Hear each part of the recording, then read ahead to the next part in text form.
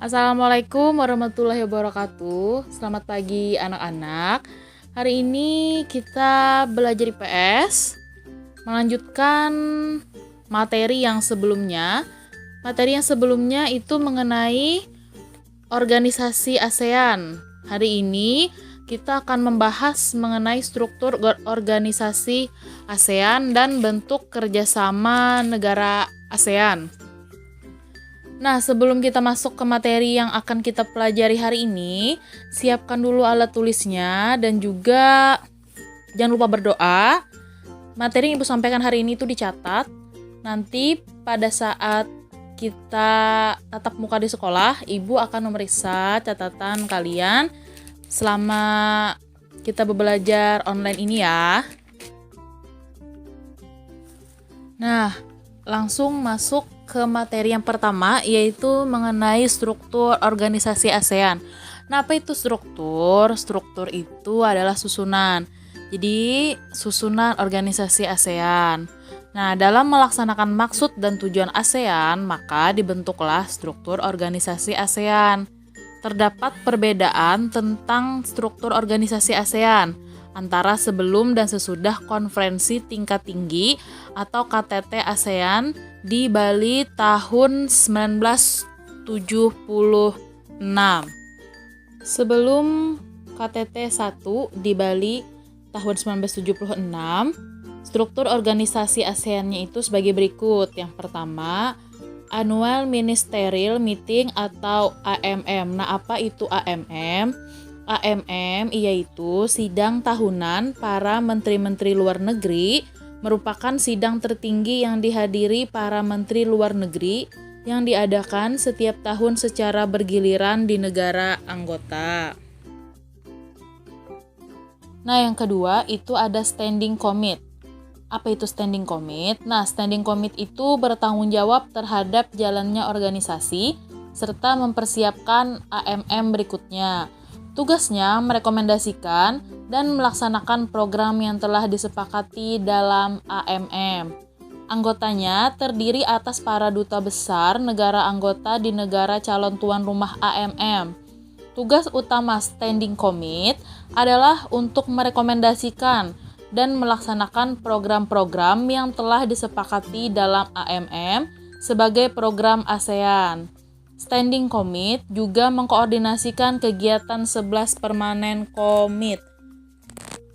Nah, apa itu Permanent Commit? Permanent Commit itu yaitu komisi-komisi tetap. Komisi-komisi tetap atau Permanent Commit bertugas untuk memberikan rekomendasi terhadap rencana program ASEAN dan melaksanakan program tersebut setelah mendapat persetujuan dari AMM. Oleh karena itu, yang menjadi anggota Permanent Commit atau komisi-komisi tetap adalah para pejabat ahli dalam bidang masing-masing yang ditunjuk oleh pemerintahnya. Ada 11 Permanent Commit yang meliputi bidang-bidang makanan dan pertanian, komunikasi, pelayaran, perdagangan dan industri, media massa, keuangan, pariwisata, transportasi, ilmu dan teknologi, serta kegiatan sosial budaya. Nah, struktur organisasi ASEAN yang selanjutnya yaitu ada komisi khusus.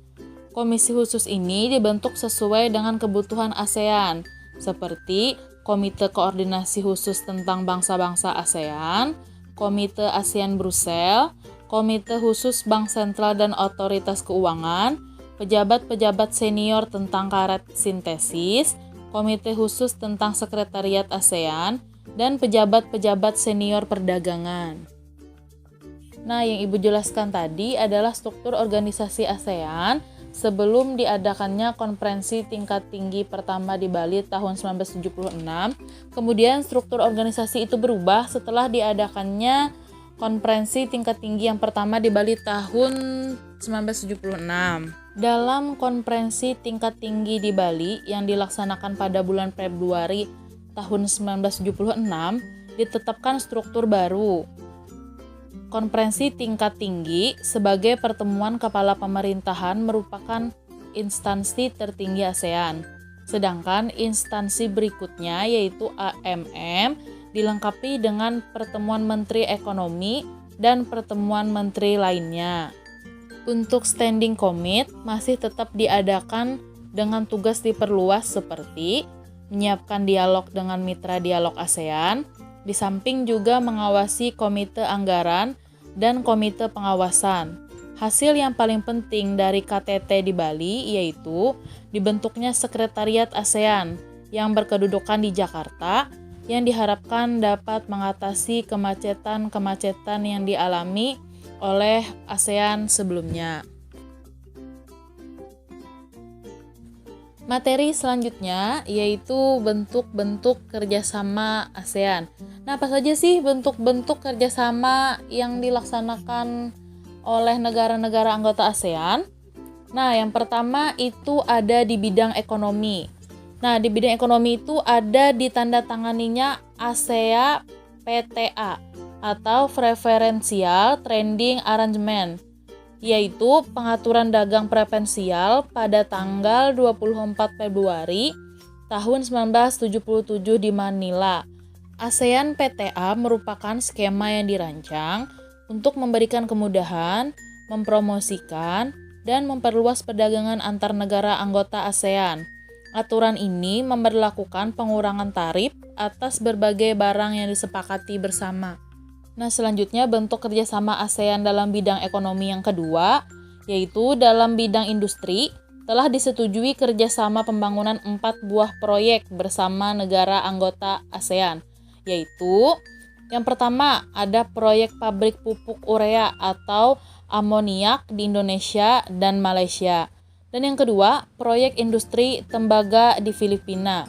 Yang ketiga, proyek pabrik mesin diesel di Singapura. Dan yang keempat, proyek pabrik di super fosfat di Thailand. Bentuk kerjasama anggota negara ASEAN yang kedua ada dalam bidang sosial dan budaya. Nah, dalam bidang sosial dan budaya ini, yang pertama, pada tahun 1972, dibentuk Panitia Tetap Sosial Budaya untuk memasyarakatkan ASEAN di kalangan remaja, seniman, dan cendekiawan. Nah, cendekiawan itu adalah orang-orang yang pandai.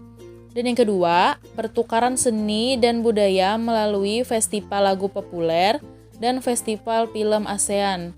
Yang ketiga, diadakannya pertukaran pelajar dan mahasiswa antar negara ASEAN. Dan yang keempat, yang terakhir yaitu diadakannya pemberantasan buta huruf. Dan yang terakhir, bentuk kerjasama negara ASEAN dalam bidang politik. Nah, dalam bidang politik ini ada yang pertama, lahirnya deklarasi Jovan atau Zone of Peace, Freedom, and Neutrality yang dirancang pada tanggal 27 November tahun 1971. Dalam deklarasi tersebut dinyatakan bahwa ASEAN akan mengusahakan pengakuan dan penghormatan wilayah Asia Tenggara sebagai zona bebas, damai, dan netral dari kekuatan luar serta memperluas kerjasama dengan penuh solidaritas.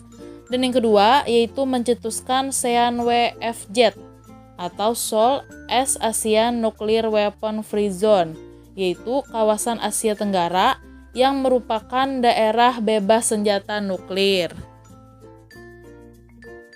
Sampai sini dulu materi yang Ibu sampaikan hari ini. Kita lanjutkan lagi minggu depan. Apabila ada yang ingin ditanyakan, silahkan bertanya dan bisa kita diskusikan di Google Classroom dan WhatsApp grup IPS. Ibu tutup. Assalamualaikum warahmatullahi wabarakatuh.